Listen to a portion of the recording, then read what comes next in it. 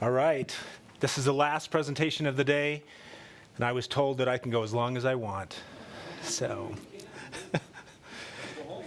okay, it is an exciting topic. Most people would call it boring, but we're going to be talking about well drilling a little bit. So we're changing gears, and we're going to talk about the process of getting a permit to drill a well and how that integrates in with the water right processes that we've talked a lot about already today. So we'll get right into that. My name is Jim Goddard. I'm with the well drilling program here at the State Engineer's Office, and I've been doing that now for about 20 years. So excited to talk about that. The topics I wanted to talk about real quick, and I was joking at the beginning, I'll try to get through this as soon as possible. I know that 5 o'clock comes pretty quick and the travel gets pretty bad about that time. So wanted to talk mainly about these topics: the status of well drilling in Utah, what's really happening, the permitting mechanisms and processes, including well renovation, replacement, and abandonment process, non-production well permitting, pump installation requirements, which are fairly new in the state of Utah, and some of the general rules and construction requirements that we have here in the state of Utah. So let me get right into that. Just real quick, just to give you an update of what is happening in the state of Utah in terms of well drilling. As you can see there, the State Engineer's Office is kind of unique in the sense that we actually license well drillers. It's not under the Division of Occupational and Professional Licensing, it's under the State Engineer's Office. It's about the only professional license in Utah that's not governed by that other entity. It's governed by the State Engineer's Office. And that's primarily to make sure that this process of working with the resource, working with water rights, and protecting the resource is done properly. So the legislature wanted the State Engineer's Office to be able to take care of that because of the knowledge and technical expertise that we have with water and wells in particular. You can see just recently we have about 150 licensed drillers that we license and regulate, 130 licensed pump installers, and 260 registered operators. And I'll explain what an operator is a little bit later. Most of the wells that get drilled in the state are non-production wells, as you can see there. In 2017, over 1,200 non-production wells, and most of those are heat pump wells, wells that are drilled in order to facilitate heating and cooling of buildings, which the big buildings in the state of Utah that are being built now are going in with these systems. So big schools, commercial government buildings are being installed with these kind of heat pump systems. But as far as production wells, you can see it's considerably less than that. Just last year there were about 440 production wells, and you can see the distribution of how they were drilled and the types of wells. So most of the wells drilled in the state, production wells, you can see, are small domestic irrigation stock wells. So I won't spend a lot, none of these numbers are on the exam, so don't worry about writing them down. You have them there anyway, but I'll try to tip you off maybe when I'm talking about something that might be on the exam. As far as the distribution over the last 15 or so years, you can see the red is production, the green is non-production wells. The red, at the beginning of the 2000s, we were having almost close to 1,000 wells, production wells per year, which is considerable, but that's dropped off after the economy dropped in 2008 and other factors. And we're slowly getting up there, but I don't know that we'll ever get to the heyday that we had. And this kind of shows you where that heyday was. So in the 90s and early 2000s, you can see we were easily getting up into the 1,000 wells per year distribution there.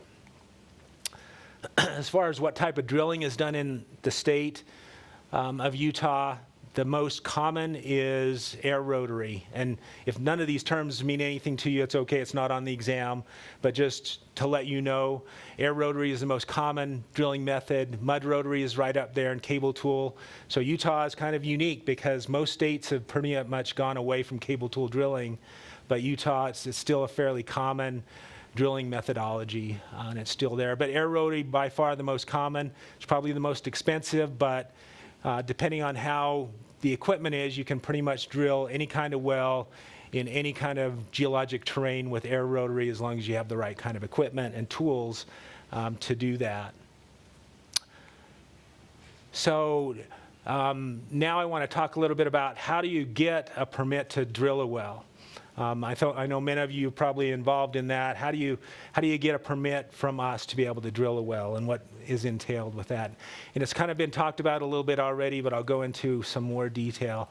So the permitting mechanisms, how do you get a start card? That's the word that we use around here, is a start card. That's what you would have as a well owner that you would give to the driller. That's what the driller needs as proof that there's authorization. It's kind of like a permit, so to speak. But how do you get those start cards to be able to drill a well?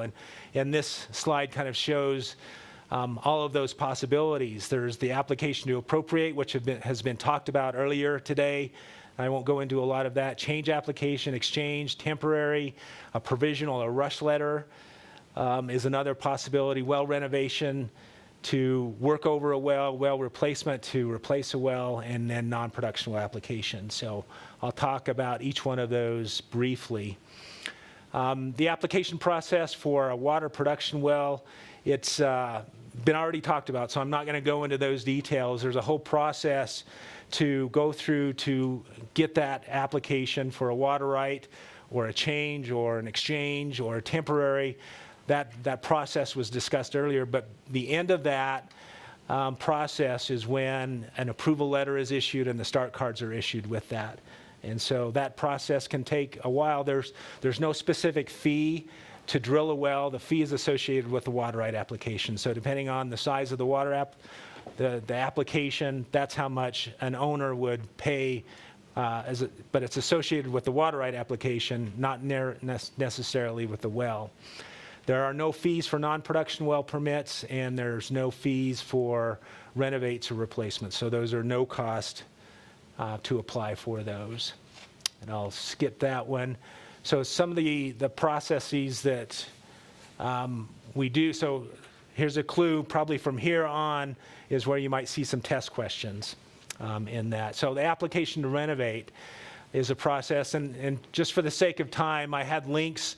I was actually going to show you these forms, but I'm not going to. Those forms, if you go to the same place that Jim Reese was showing on the website and scroll down on that same page, there's a section called well drilling forms where you can find all of these forms that I'm about ready to talk about, the renovate and the replace and other forms. So I won't go there, but it's very similar to the forms that he was showing you. You can fill it out online and print it out, get it signed and submitted to us.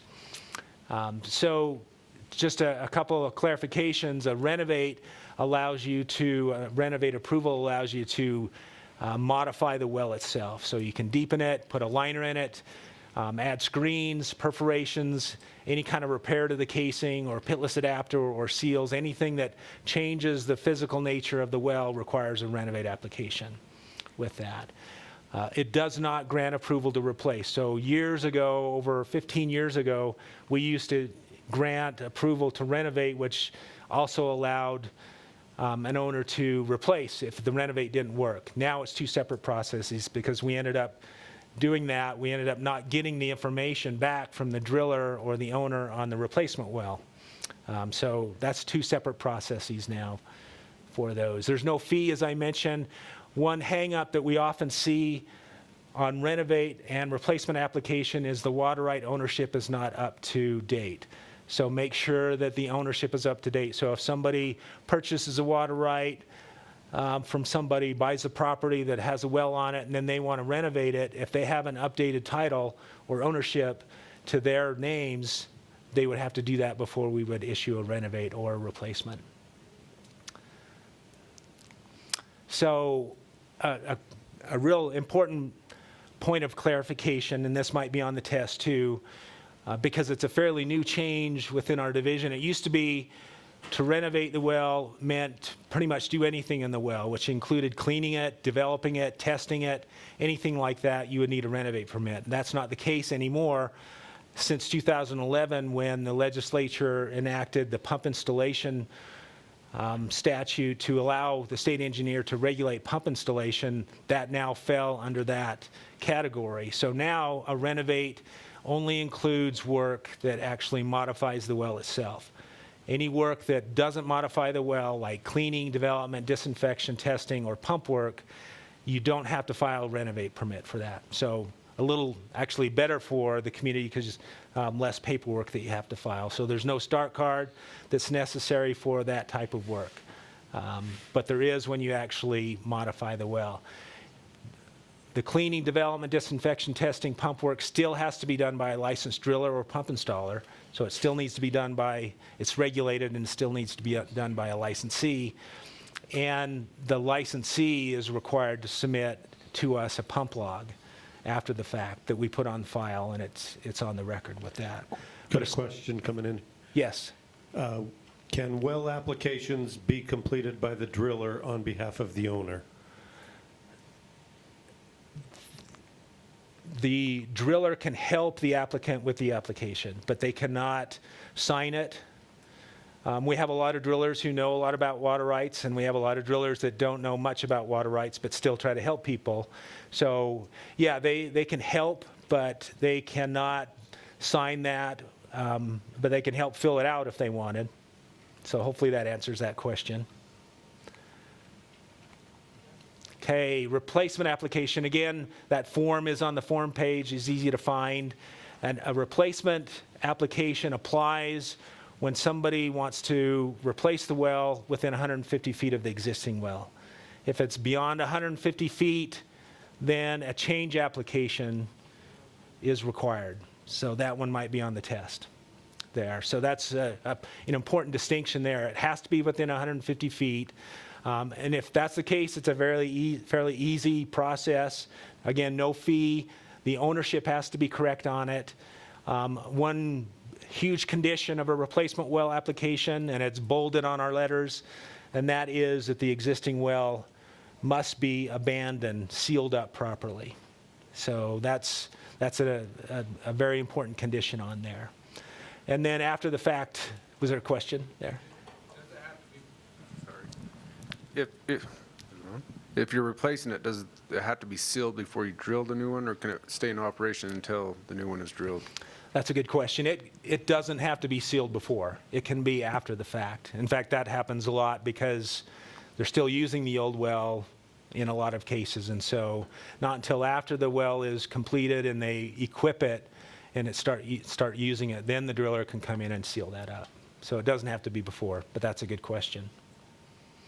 And we track these well logs, so when we get a start card back from the driller, we send the driller a well log and an abandonment log specific to that well. And we track those, so if we don't get an abandonment log back from the driller, and the driller is telling us that the owner's refusing to allow that to be abandoned, then we'll take action against the owner. It's not the driller's responsibility because the driller's not going to do work if they're not going to get paid, or if they're going to get trespassed if they come on the property to try to seal that well. So the responsibility is on the owner of that well and water right to be able to abandon that well.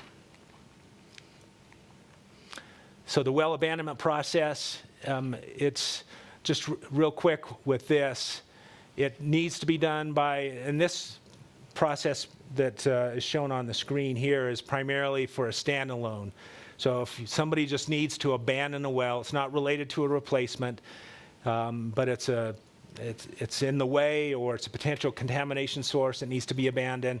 We do have a process for that. We call them standalone abandonments. There's no permit or start card required for that kind of standalone abandonment, but the driller does need to notify us before they do that work. And likewise, we'll send the driller an abandonment form that they send to us when they're finished.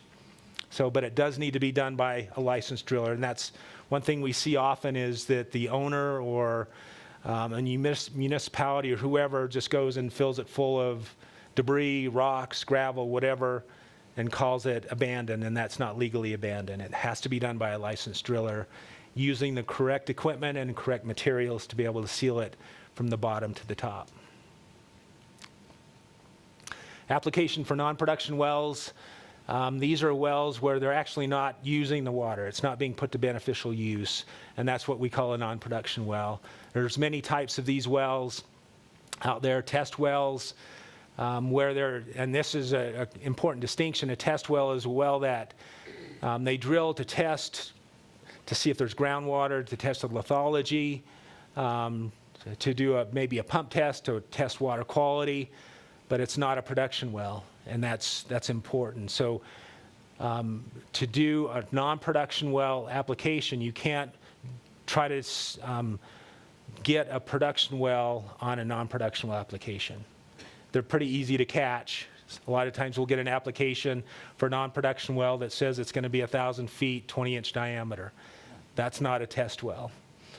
So there's another process associated with that I'll talk about. But there are real test wells where they're just testing the lithology, that when they're done, they just use them as a monitoring well or abandon them completely with that. Cathodic protection wells, closed. Oh, is there a question? I'm just curious if a test well location can be converted to a production well location. I mean, if you're on the test well and you have good production and you want to convert it, then re-drill it as a production well. Is that available? Yes, that is possible. To re-drill it, then you'd have to file the application, the water right application, to be able to re-drill it and have the water right moved to that location. But yeah, you could use the same location, especially since you know that it's going to produce with that. So other types of wells, closed loop heat exchange, those are the ones that I mentioned at the beginning that are so popular these days, monitoring wells. Again, there's a non-construction or non-production well construction request form on our forms page that you can fill out, and that's there.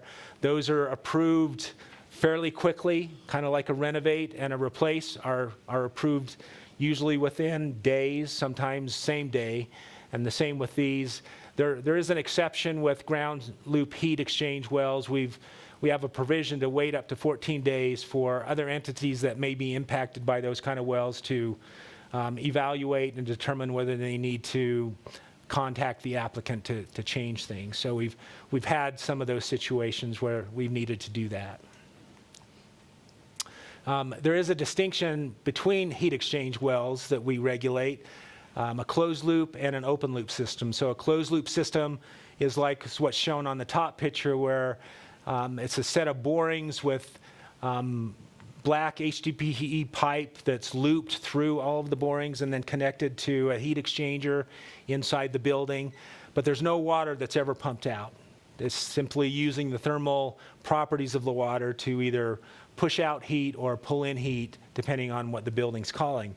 And so no water's ever pumped out of the ground, and so that's considered a non-production well, and it's processed through that way.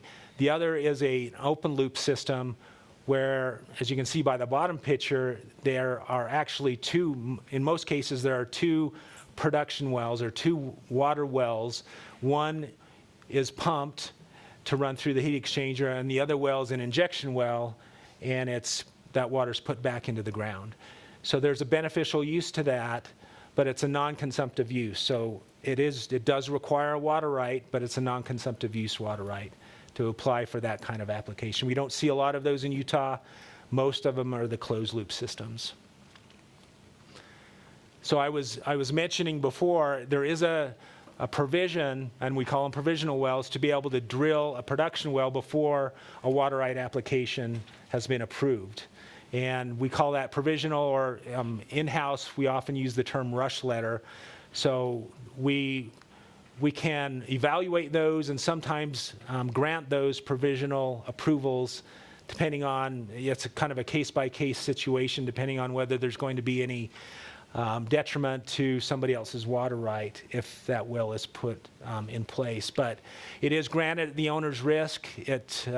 One thing that needs to be done before is the application has to be filed before, and so the provisional approval is based on the application. Even though it hasn't gone through the whole process yet, it is a possibility to drill the well, to test it, to make sure it's good, but you can't put it to beneficial use until the water right has actually been approved or the application's been approved. So the owner files the water right application and requests in writing for provisional approval. And then the regional engineer and the state engineer evaluates those on a case by case. There is a specific statute, as you can see listed there, that talks about the state engineer's authority to grant that provisional approval beforehand. So most of the test questions were in that section I just discussed between here and there. So, but what I did want to quickly go over, and I can go through these really fast, are the administrative rules and just touch on those, what's included in them, and how they may impact what you're doing in terms of wanting to drill a well. We have specific regulations. It's R654-4.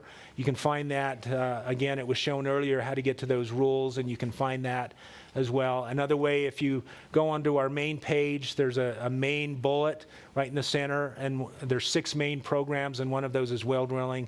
If you go to that, you'll be able to find a ton of information, including the rules, the handbook, and so forth. So we were right in the middle of a rule change, and they have been pretty much gone through the whole administrative rules process. They're not quite codified yet, but within a few weeks, hopefully sooner, they'll actually be up there. So there is a major rule change that we've just put forth.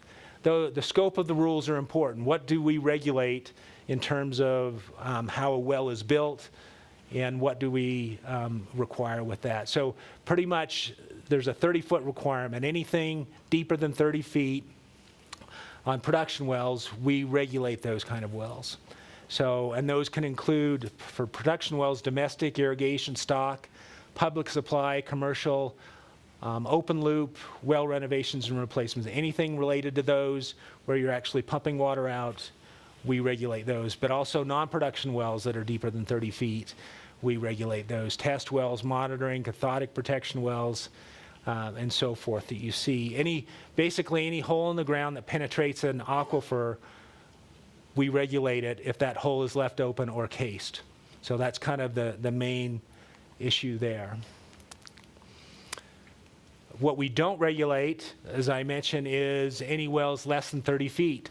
But what's very important here, we get this issue quite often for shallow wells. Somebody wants to put in a shallow well to irrigate their lawn or a small piece of property. So they think, well, if it's less than 30 feet, I don't need anything.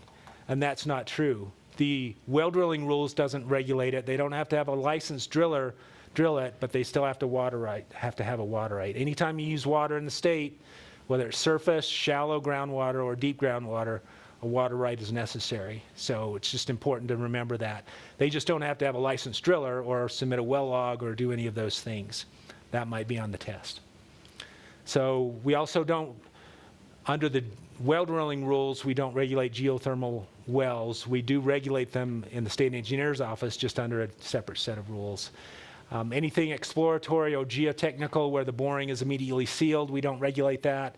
Structure monitoring wells if an aquifer is not impacted, or dewatering wells if an aquifer is not impacted, we don't regulate those.